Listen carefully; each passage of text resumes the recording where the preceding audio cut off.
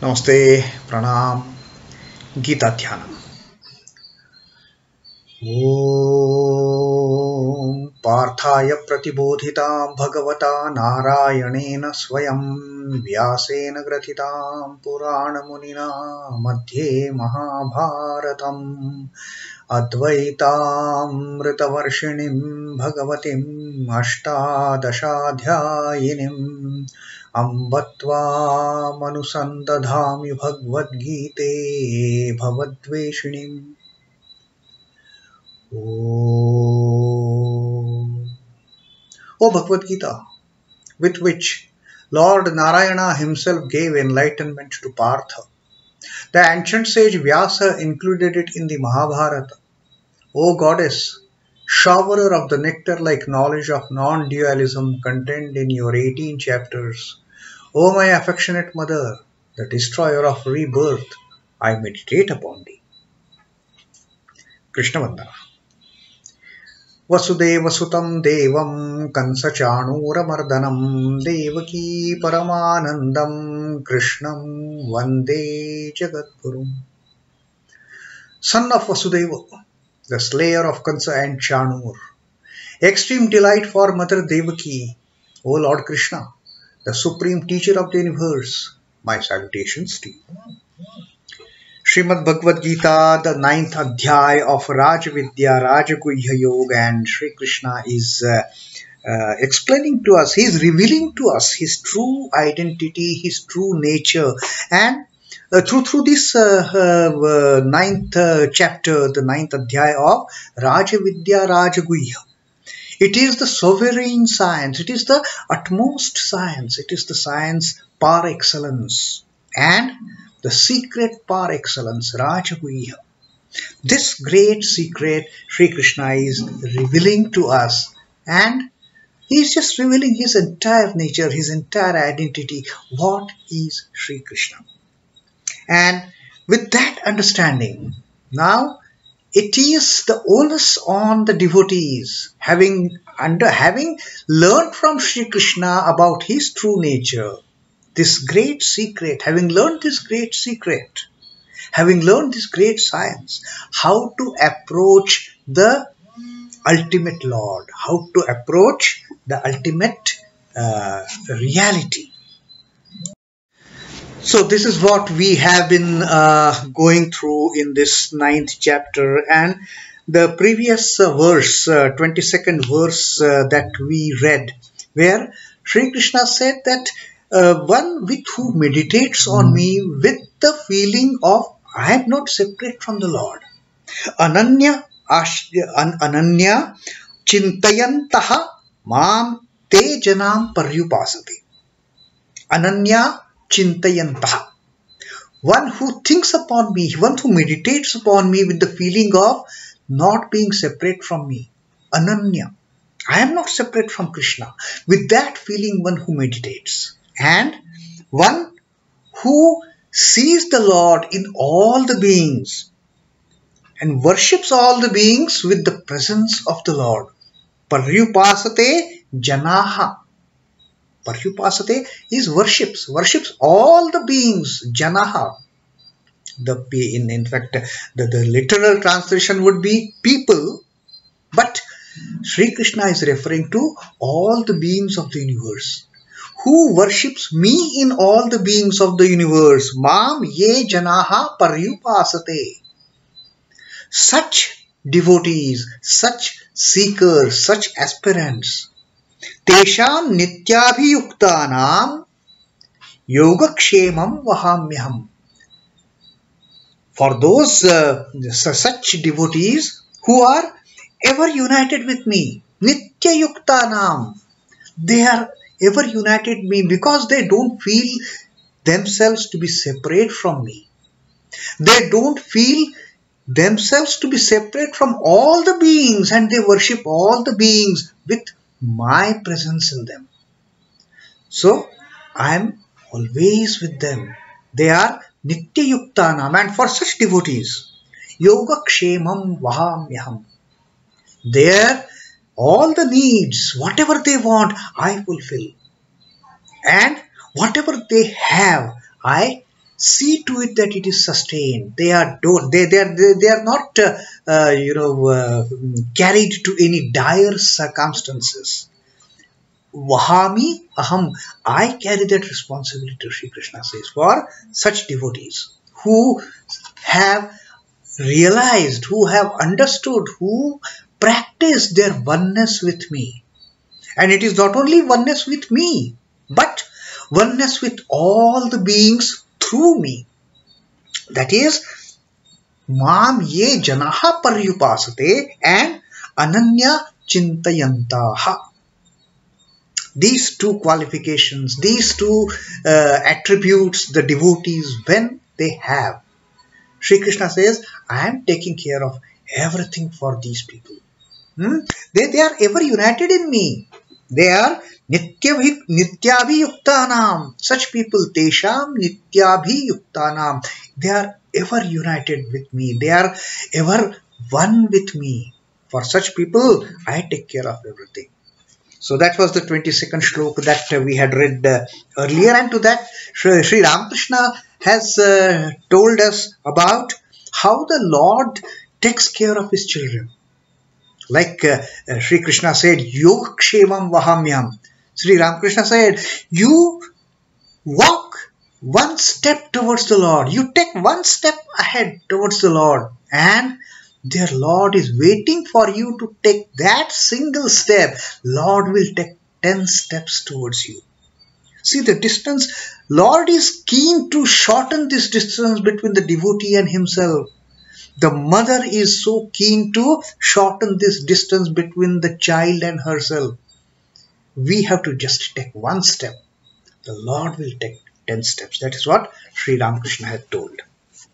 Now, Sri Krishna says, one who meditates with the thinking of non-separateness from me, and one who worships all the beings, understanding my presence in all the beings. Now what happens if some devotee, he doesn't worship Krishna in that fashion in which he has spoken of in the 22nd verse?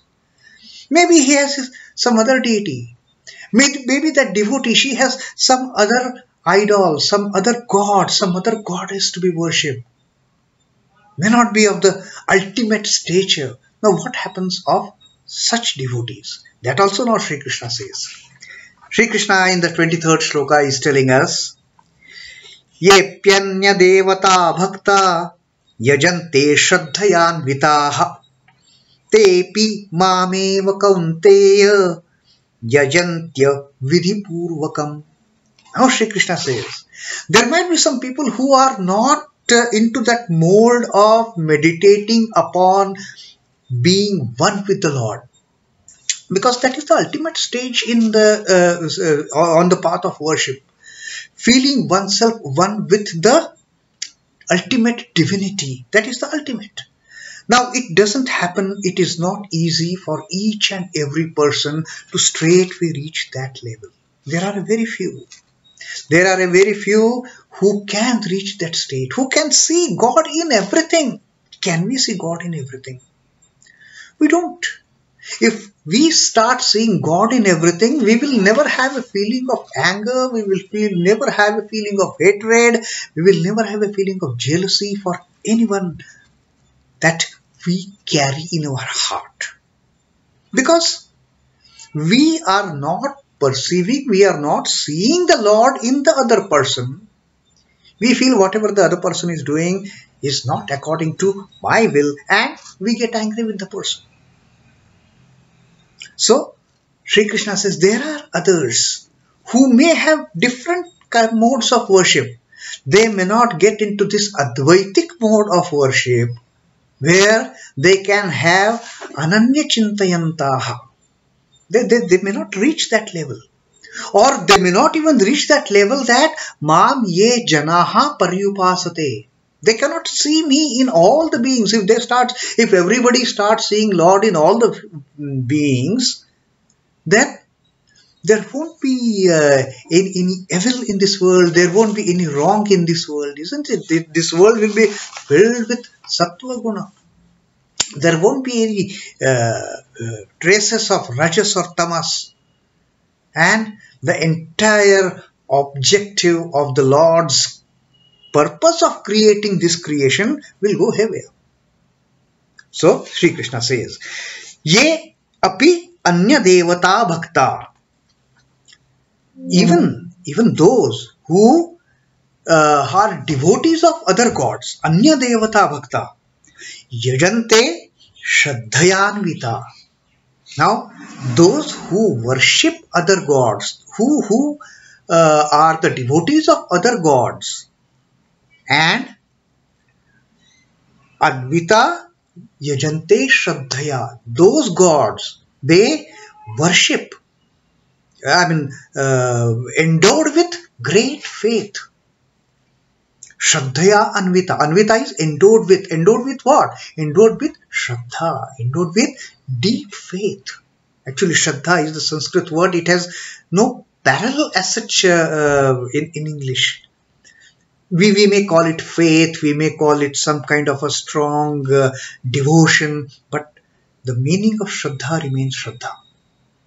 So, even those devotees who endowed with Shraddha, who have that power, that inherent power of the Shraddha, they worship other gods.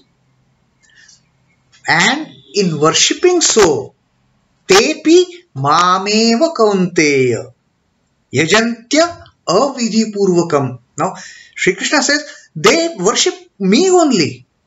Mameva yajantyavidhi-pūrvakam. They worship me only, but not by the prescribed mode of worship. Not vidhi-pūrvak. Vidhi-pūrvak is prescribed mode of worship. But here it is avidhi-pūrvakam. That is unprescribed way of worship, and in a way it is not the right way, Sri Krishna says. It may be an inferior way of worshipping me through some other gods. But Sri Krishna says ultimately the worship reaches me only, provided these bhaktas, these devotees, they are worshipping with devoted Shraddha. śhraddhayānvitāḥ. Those devotees endowed with the quality, endowed with the faculty of Shraddha. Deep faith, deep Shraddha is something like a combination of faith, surrender, devotion, where everything is given to the Lord.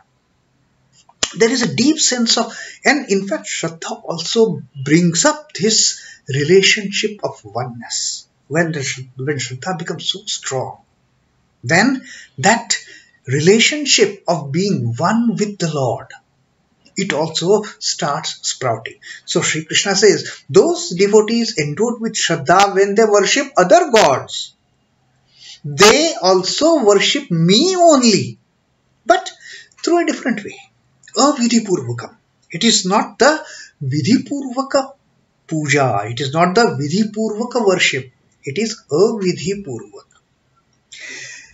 Even those devotees who endowed with Shraddha worship other gods, worship me alone, O son of Kunti, but by other methods, by the inferior methods, or by the unprescribed methods. They worship me only. The worship ultimately it comes to me only, Sri Krishna says. But it is kind of a roundabout way. Ultimately they have to reach the same destination. But instead of the straight shortcut, maybe they will take a detour, go here, go there, and then finally they will say, oh, I have reached the same place. I would have taken the same route earlier. I have taken this roundabout route, but I have reached here, the same place. And Sri Krishna says that like that. The devotees may worship all other gods through the unprescribed methods. But those devotees who worship other gods with Shraddha, that is the main clause in Sri Krishna's teaching in this 23rd Shloka. śhraddhayānvitāḥ-bhaktā. The devotees who are endowed with Shraddha, when they worship other gods, Sri Krishna says that worship comes to me only.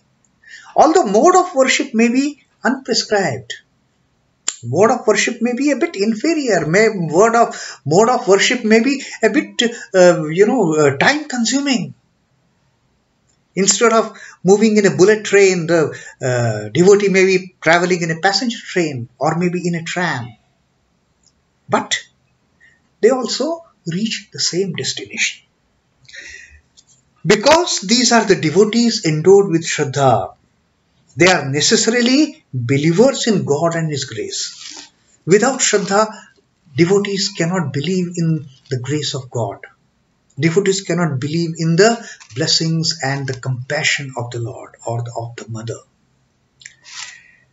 It is not wantonly, but only for want of right understanding that they adopt the other methods. It is not that they are fools or they have any bad intentions. It is just that, but they have Shraddha. So they take some route which they feel, okay, I can go on this route.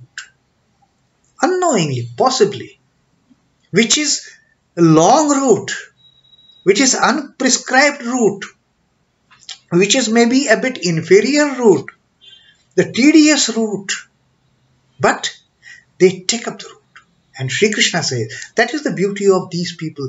Although they take long route, although they take this yajantyavidhi-pūrvakam worship, they still reach me.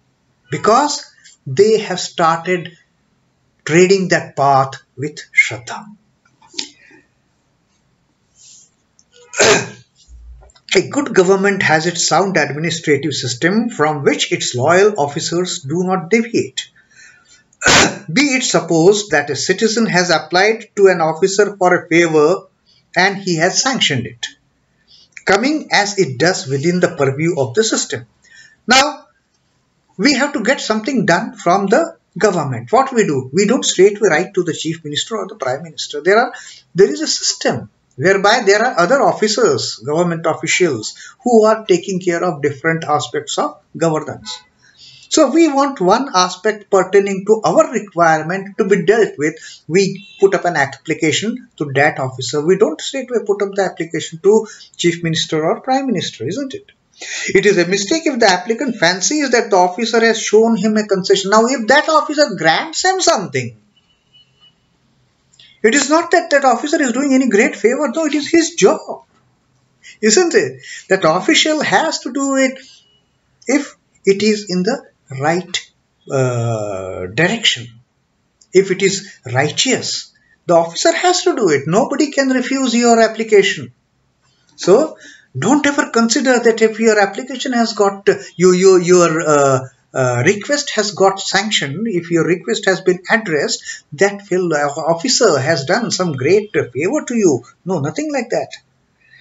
The actual position of the minor gods is equal to such government officials.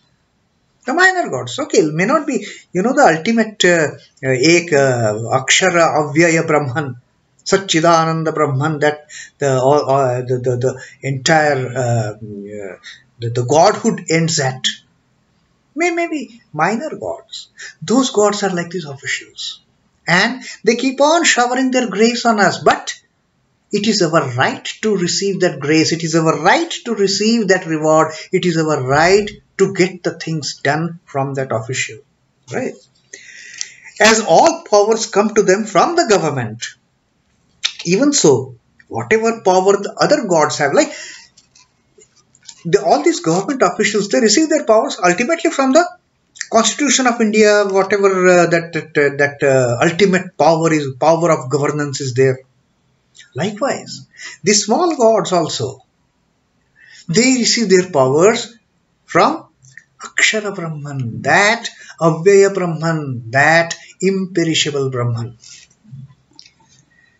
Apart from and independent of him, independent of that Brahman, no deity has any power to bestow any boon. They are also helpless. If some sanctions and some things are not there written in the book of law, the official cannot give you any permission for that. if it is not written, approved under any code of conduct, the government official cannot provide you the necessary things that you are seeking if it is not there in the book of law or in the code of conduct. But if it is there, then the officer cannot refuse you.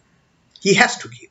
Likewise, if the order has come from top, the lower gods, they have to accept your application, they have to fulfill your demands, they have to provide you with whatever you are seeking for. They also do it, but under the guidance of the ultimate Lord. Because ultimately it is the ultimate Lord who takes the responsibility of Yogakshema. Our Yogakshema, the responsibility is with the ultimate Lord. The responsibility is with the highest authority. He has told us clearly that I carry that responsibility of providing everything to people what they need, of providing everything to the seekers, and to see to it that whatever they have is sustained, is maintained, is preserved properly. That is my responsibility. Vahami aham. I am carrying that responsibility. So through that Lord, these even small gods also, they carry that kind of responsibility in providing our necessities, our needs, our wants, and thereby giving us, being graceful to us. Through these gods, it is ultimately the ultimate Lord who is showering the grace on us. So Sri Krishna says, whatever may, for whatever reason, people may be worshipping this god, that god, this goddess, that goddess, but ultimately, I am the one who receives this worship, who is the recipient of all these prayers, of all these worships, all these beggings of people. I am the ultimate receiver of these worships, provided they are done with Shraddha. The devotees are doing it with Shraddha. So that is what Sri Krishna says, that whether they directly worship me, come to me as one with me, or they come to me through my representatives. They come to me alone. Whether directly or indirectly, through the unprescribed ways, through avidhi-pūrvakam, even if they do, provided they are doing it with Shraddha, provided they are doing it with utter faith, utter devotion, utter Shraddha, sharanagati, then it becomes easier for the devotees to somehow bring out that intermediary God in between, but the prayers will reach the ultimate Lord. So that was the 23rd shloka of the 9th adhyaya, Rajavidya, Rajaguhya yogi that we read today. Om Namo Bhagavate Vasudevaya. Sri Krishna Arpanamastu. Jai Sri Ramakrishna. Jai Thakur. Jai Swami Ji.